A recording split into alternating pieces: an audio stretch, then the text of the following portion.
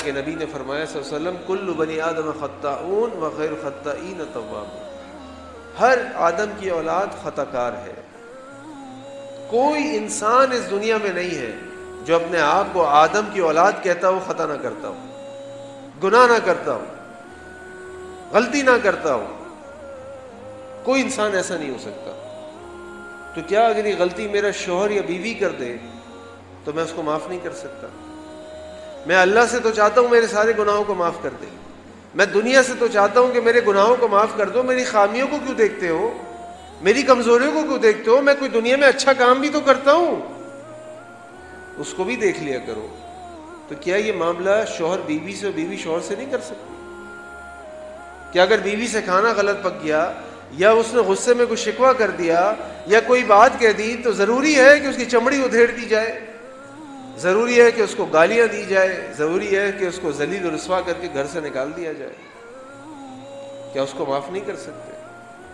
اور اگر شوہر نے کوئی بات غصے میں کہہ دی، وہ پریشان تھا، اس نے ڈانٹ دیا، اس نے کوئی بات کہہ دی، تو چھوڑ دو، کوئی بات. اگر اس وقت وہ غصے میں ہے تو تم ٹھنڈی ہو جاؤ، اگر وہ غصے میں ہے تو آپ ٹھنڈے ہو جائیں. اسی طرح محبت ہوتی ہے، اسی طرح معاملات ہوتے ہیں. اور یہ سب اللہ کے نبی صلی اللہ علیہ وسلم کے گھر کے اندر ہوتا تھا، یہ سب ہوتا تھا. اگر ہم انسانوں کی تخلیق کی تاریخ پر نظر ڈالیں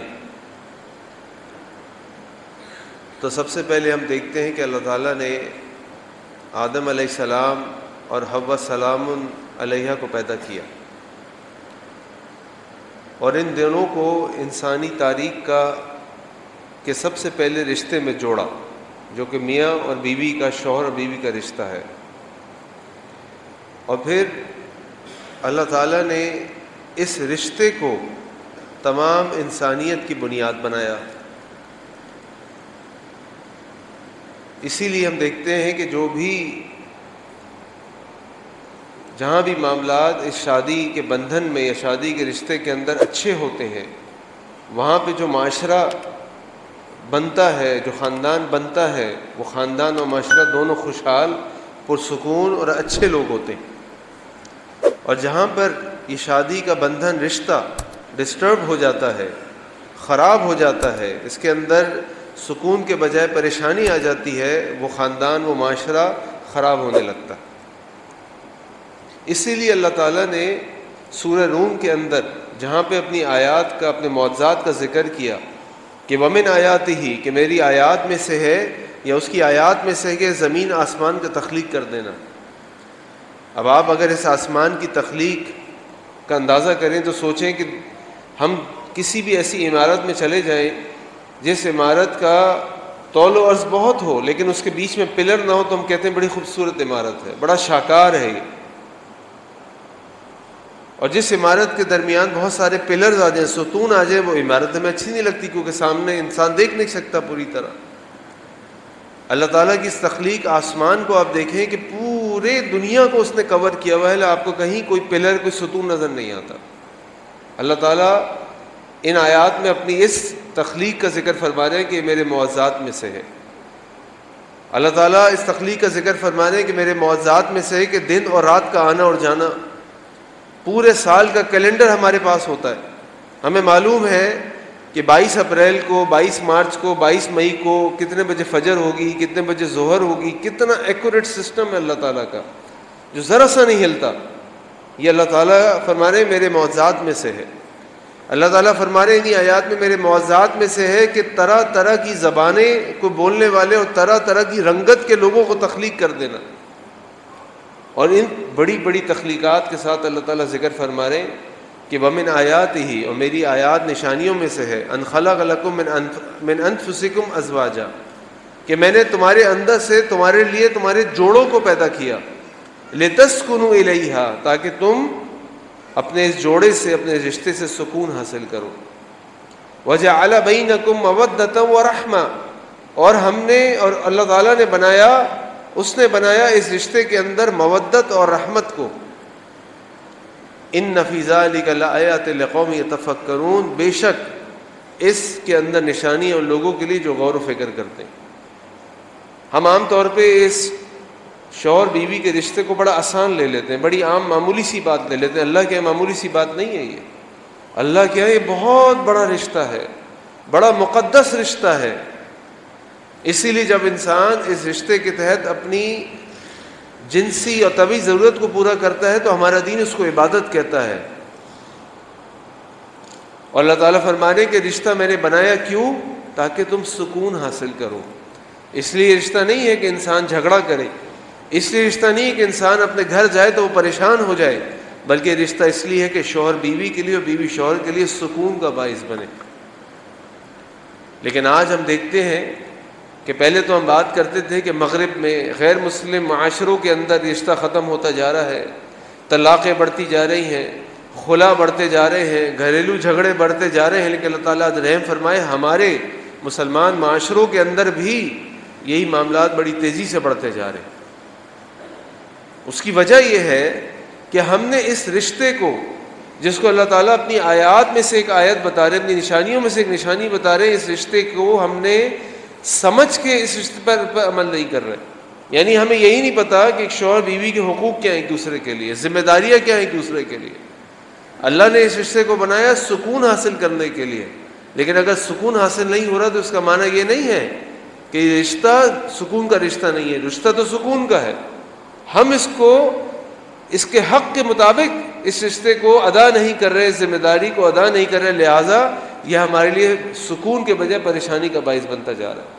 پھر آپ دیکھیے آگے اللہ تعالیٰ فرما رہے ہیں وَجَعَلَ بَيْنَكُمْ مَوَدَّةً وَرَحْمَةً، اور اس نے بنایا ان رشتوں کے اندر، اس رشتے کے اندر مودت اور رحمت کو. اور یہ دونوں جذبے جس کا اللہ تعالیٰ نے ذکر فرمایا ہے، دونوں جذبوں کو اللہ تعالیٰ نے نام دیا اپنے ناموں میں سے، الودود اور رحمان. یہ دونوں اللہ کے نام ہیں. مودت الودود سے نکلا ہے اور رحمان رحمت رحمان سے نکلا ہے. اللہ تعالیٰ فرما رہے ہیں اس رشتے کے اندر محبت بھی ہے اور رحمت بھی ہے، محبت بھی ہے اور رحمت بھی ہے. اور یہی فرق ہے ایک مسلمان شادی شدہ رشتے کا اور ایک غیر مسلم کے شادی شدہ رشتے کا. غیر مسلم شادی کرتا ہے، کہتا ہے جی مجھے اس سے محبت ہو گئی ہے، میں شادی کر رہا ہوں. چلو بھائی شادی کر لی. اس کے بعد وہ کہتا ہے مجھے اس سے محبت نہیں ہے، پتہ نہیں میری محبت ختم ہو گئی، میں رشتہ توڑ رہا ہوں. اور رشتہ توڑ دیتا ہے. وہ کہتا ہے جی میرے اس کے درمیان کوئی محبت نہیں ہے. اسلام کے اندر اس رشتے میں صرف محبت نہیں ہے، اسلام کے اندر اس رشتے کے اندر رحمت بھی ہے. اور رحمت کیا ہے کہ سامنے والا شوہر یا بیوی اگر کوئی ایسی بات کر رہا ہے جس سے آپ کا دل دکھ رہا ہے، جس سے آپ کو تکلیف ہو رہی، آپ کا حق ادا نہیں ہو رہا، آپ اس کو معاف کر دیتے ہیں اللہ کے لیے. آپ اس پر رحم کر دیتے ہیں، اس کی غلطیوں کو اگنور کر دیتے ہیں کہ میری بیوی ہے، میرا شوہر ہے. یہ فرق ہے ایک مسلمان کی شادی شدہ رشتے کا اور ایک غیر مسلم کے شادی کے رشتے کا. لیکن آج اس کو ہم بھول گئے، آج ہم اس کو بھول گئے کہ اس مسلمان معاشرے کے اندر ایک مسلمان رشتے میں، شادی مسلمانوں کے شادی کے رشتے میں یہ رحمت کا عنصر بھی ہونا ضروری ہے. اب اس شادی کو، جس رشتے کو اللہ تعالیٰ نے سکون کا رشتہ بنایا، جس رشتے کو اللہ تعالیٰ نے مودت اور رحمت جس رشتے کے اندر ڈالا، اس رشتے کو ہم اگر صحیح معنوں میں ادا کریں گے، اس جذبے کو، اس رشتے کو، تو یہ ہمیں فائدہ دے گا. میں آج آپ کے سامنے کچھ ایسی چیزیں رکھوں گا، کچھ ایسے معاملات رکھوں گا قرآن و سنت سے کہ اگر ہم ان پہ عمل کریں گے تو ہمارا جو یہ رشتہ ہے شادی کا، باہمی رشتہ شوہر بیوی کا، یہ بہتر سے بہتر، مضبوط سے مضبوط ہوتا جائے گا. دیکھیں یہ مسائل، یہ پریشانیاں جو ایک شوہر بیوی کے درمیان ہوتے ہیں نا، یہ صحابہ میں بھی تھے، یہاں تک کہ یہ اللہ کے نبی صلی اللہ علیہ وسلم کے گھر میں بھی تھے. ان کی بیویاں بھی شکوہ کرتی تھیں، ان کی بیویاں بھی کبھی کبھار ان سے ناراضی کا مظاہرہ کرتی تھی، لیکن ساتھ ساتھ ان سے محبت بھی کرتی تھی. رسول اللہ صلی اللہ علیہ وسلم ایک موقع پہ عائشہ سے فرماتے ہیں کہ عائشہ مجھے پتہ ہے جب تم مجھ سے خوش ہوتی ہو اور جب تم مجھ سے خوش نہیں ہوتی.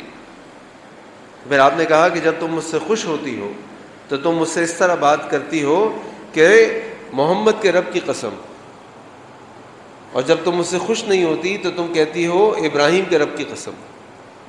یعنی اماں عائشہ کبھی کبھار جب کسی اس طرح کے جذبے کا مظاہرہ کرتی تھی تو اللہ کے نبی صلی اللہ علیہ وسلم پہچان لیتے تھے اور کہتے تھے مجھے پتہ ہے اب تم مجھ سے خوش نہیں ہو. اس کا معنی یہ ہے کہ اس رشتے میں یہ مسائل آتے ہیں. اللہ تعالیٰ قرآن میں فرماتے وجعلنا بعضکم لبعض فتنہ، ہم نے تم میں سے بعض کو بعض کے لیے آزمائش بنایا. اتصبرون، کیا تم صبر کرنے والے ہو؟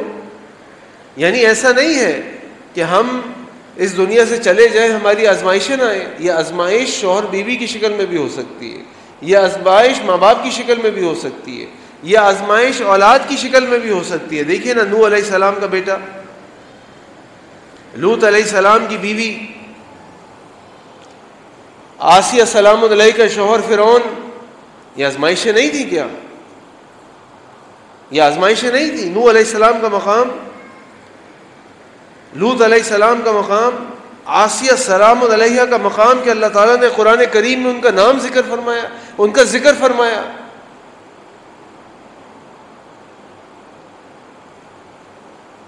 تو اس کا معنی یہ ہے کہ یہ رشتے انسان کے لیے آزمائش کا سبب بھی بن سکتے ہیں، لیکن ان رشتوں کو بہتر سے بہتر، محبت سے بھرپور کیسے بنایا جائے گا، اس کے لیے کچھ چیزیں میں آپ کے سامنے رکھتا ہوں. نمبر 1، ہمیشہ شوہر بیوی کا اور بیوی شوہر کی شکر گزار رہیں، ایک دوسرے کا شکر ادا کریں، ایک دوسرے کا شکریہ ادا کریں. یہ تو اللہ نے قرآن میں فرمایا لَإِن شَكَرْتُمْ لَأَزِيدَنَّكُمْ، تم شکر گزار بنو گے میں تمہیں اور دوں گا. اب آپ سوچیں کہ ایک شوہر بیوی کے لیے کیا کیا کرتا ہے. شوہر بیوی کے لیے ایک گھر اس کو مہیا کر کے دیتا ہے، صبح سے شام تک باہر نکلتا ہے، محنت مزدوری کرتا ہے، دھکے کھاتا ہے، اس کے بعد شام میں آتا ہے تو گھر والوں کے کھانے کے لیے، بچوں کی تعلیم کے لیے، گھر والوں کی بیماری کے لیے جو کچھ وہ کر سکتا ہے کرتا ہے. اس کو عزت دیتا ہے، اس کو ایک نام دیتا ہے، اس کی ضروریات کو پورا کرتا ہے. کیا شوہر بیوی کو لائق نہیں ہے کہ وہ اپنے شوہر کا اس بات پہ شکریہ ادا کرے کہ آپ میرے لیے اتنی محنت کرتے ہیں، آپ میرا اتنا خیال کرتے ہیں، آپ مجھ سے اتنی محبت کرتے ہیں. اسی طرح بیوی شوہر کے لیے کیا کرتی ہے، ہمارے لیے ہمارا کھانا پکاتی ہے، ہمارے کپڑوں کو صاف کرتی ہے، ہمارے کپڑوں کو استری کر کے رکھتی ہے، ہمارے بچوں کو ہمارے لیے تیار کر کے رکھتی ہے. ہم تو گھر سے باہر ہوتے ہیں لیکن جب گھر آتے ہیں تو ہمارے بچے ہم سے محبت کرتے ہیں کہ بابا آ گئے، ابا آ گئے. کیا ہمارا حق نہیں ہے کہ اپنی شوہر، اپنی بیوی کا حق ہم پہ لازم نہیں ہے کہ اپنی بیوی کا شکریہ ادا کریں کہ تم میرا اتنا خیال کرتی ہو؟ صبح سے لے کے شام تک وہ ہمارا انتظار کرتی ہے کہ اب میرا شوہر گھر آئے گا، میں اس کے لیے کھانا گرم کر کے رکھوں گی، میں اس کے لیے روٹی پکا کے رکھوں گی، میں اس کے گھر کو صاف کروں گی، میں اس کے کپڑوں کو صاف کروں گی. جب آپ ایک دوسرے کا شکریہ ادا کریں گے تو ایک دوسرے کے دل میں محبت بڑھے گی. اللہ کے نبی نے فرمایا صلی اللہ علیہ وسلم من لم یشکر الناس لم یشکر اللہ، جس نے اللہ کے بندوں کا شکر ادا نہیں کیا اس نے اللہ کا شکر ادا نہیں کیا. آج ہم چل رہے ہوتے ہیں، پھر رہے ہوتے ہیں، کوئی ہماری چیز گر جاتی ہے اٹھا کے ہمیں دیتے، کتنا شکریہ ادا کرتے ہیں اس کا، بھائی بڑی مہربانی آپ نے ہمارا کام کر دیا. ہم کہیں جا رہے ہوتے ہیں بس میں، کوئی جگہ نہیں ہوتی، کوئی جگہ بنا دیتا ہے ہمارے لیے، کہتے ہیں بھائی جان شکریہ، آپ نے میرے لیے سیٹ بنا دی، میری جگہ نکال دی. ہماری بیوی ہمارے لیے کیا کیا کرتی ہے، ہمارا شوہر ہمارے لیے کیا کیا کرتا ہے، کیا وہ حقدار نہیں ہے اس کے؟ سب سے زیادہ حقدار ہے اس کے، سب سے زیادہ حقدار ہے اس کے. اور انسان کی فطرت ہے جب کوئی اس کا شکریہ ادا کرتا ہے تو وہ خوش ہوتا ہے. تو اپنی بیوی کو خوش کرے، اپنے شوہر کو خوش کرے. سب سے پہلا کام ایک دوسرے کے شکر گزار بنے. نمبر 2، ایک دوسرے کی راحت کا باعث بنے. یعنی شوہر جب بیوی سے ملے، شوہر جب بیوی کو دیکھے تو اس کا دل خوش ہو جائے، اس کی پریشانی، اس کی تھکن اتر جائے. بیوی اس سے محبت بھری بات کہے، اس کو اپریشیٹ کرے. آپ دیکھیے نا کہ جب اماں خدیجہ رضی اللہ عنہا کے پاس اللہ کے نبی صلی اللہ علیہ وسلم آتے ہیں، اللہ کے نبی صلی اللہ علیہ وسلم نبی بننے سے پہلے غار حرا جاتے تھے، وہاں پہ جا کے اللہ تعالیٰ سے اپنا تعلق مضبوط کرتے تھے، عبادت کرتے تھے. جب پہلی وحی آئی جبریل علیہ السلام کو انہوں نے اپنی اصل حالت میں دیکھا اور جبریل علیہ السلام نے ان سے کلام کیا، اقرا اقرا، پریشان ہو گئی، یہ کیا ہو رہا ہے میرے ساتھ.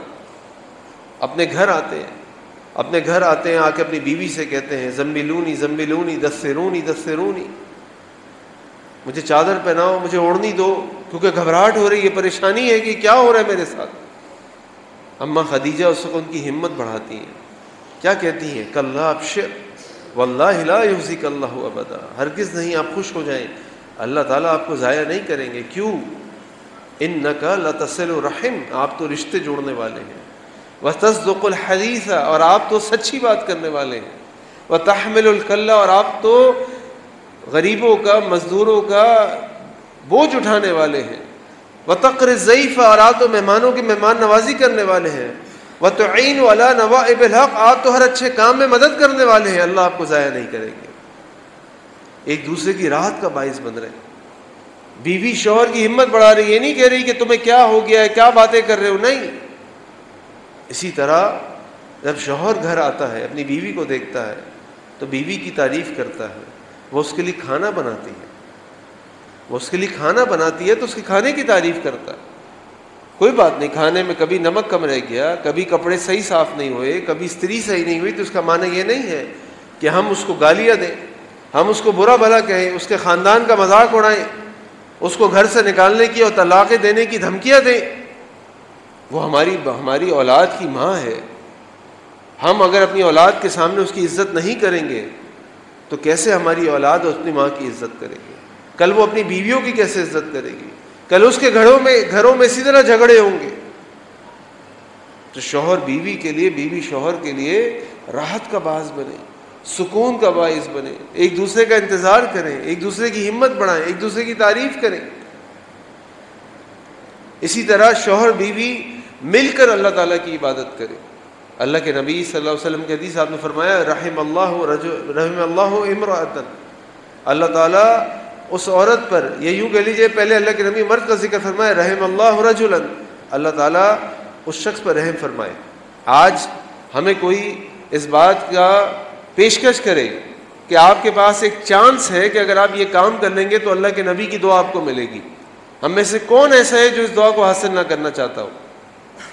ہر کوئی کوشش کرے گا کسی طرح مجھے اللہ کے نبی صلی اللہ علیہ وسلم کی دعا مل جائے بس. اور اللہ کے نبی کی دعا دیکھیے رحم اللہ رجلا، اللہ تعالیٰ اس شخص پر رحم کرے.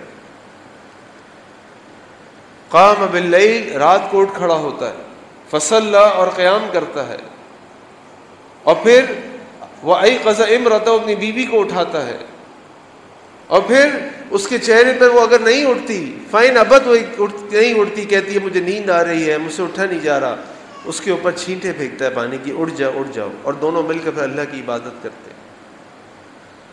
اسی طرح اللہ کے نبی فرمایا آگے رحم اللہ امرأۃ، اللہ تعالیٰ اس عورت پر رحم کرے.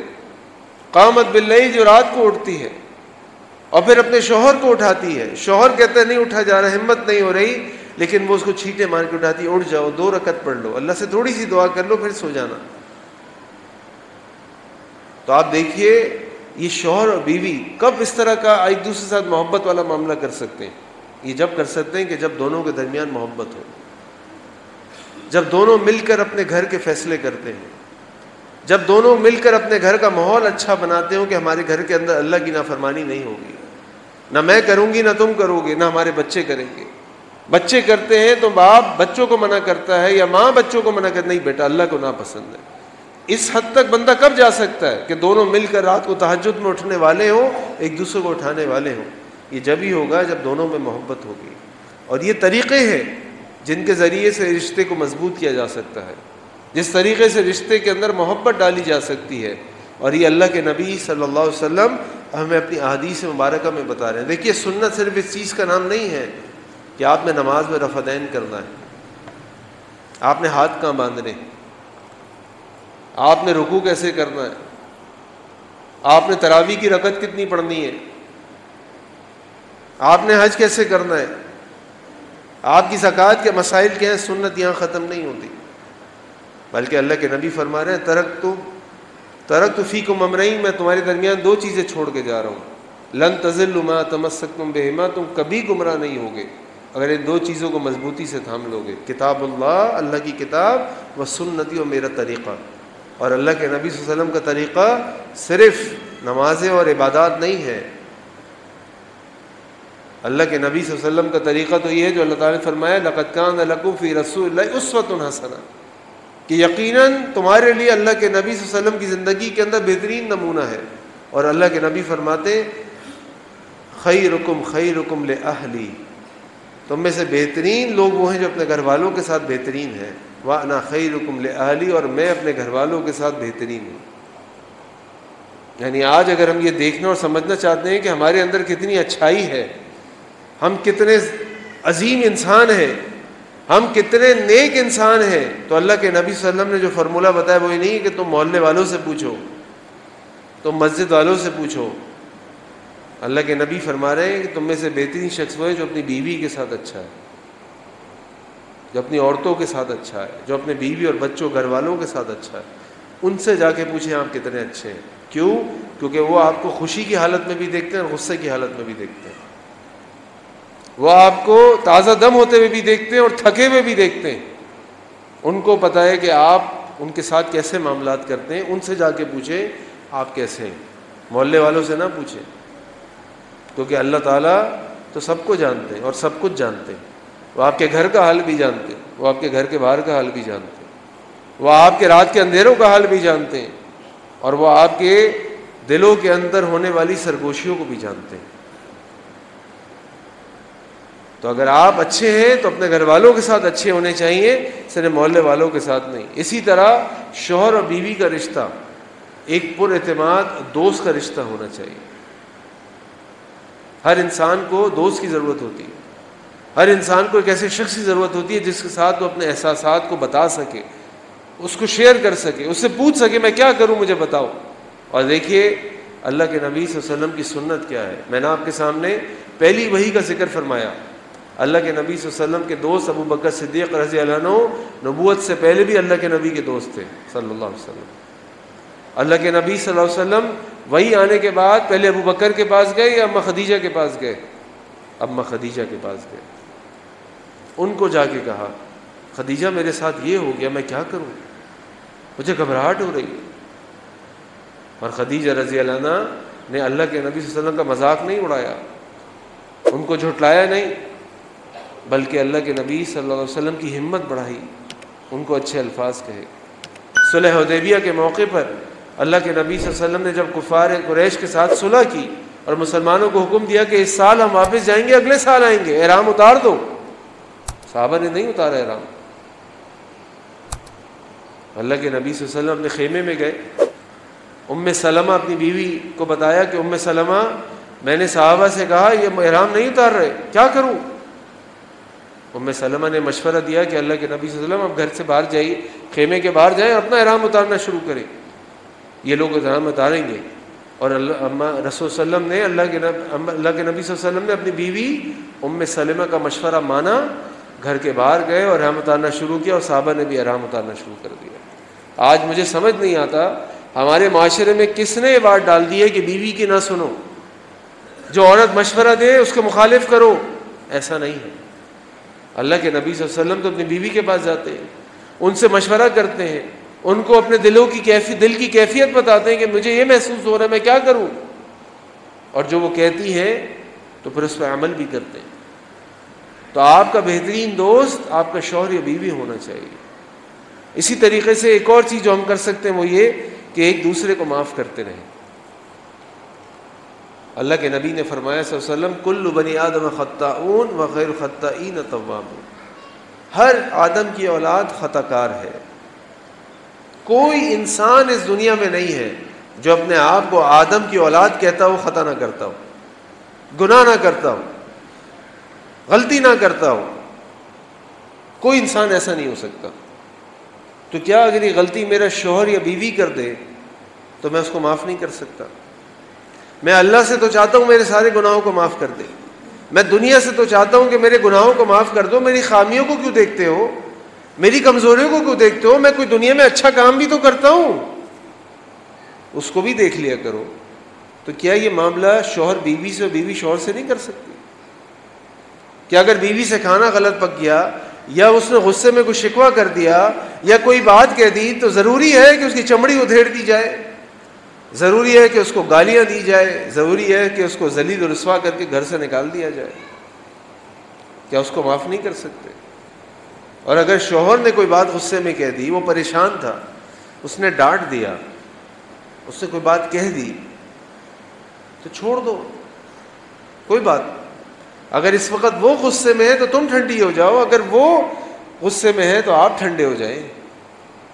اسی طرح محبت ہوتی ہے, اسی طرح معاملات ہوتے ہیں. اور یہ سب اللہ کے نبی صلی اللہ علیہ وسلم کے گھر کے اندر ہوتا تھا, یہ سب ہوتا تھا.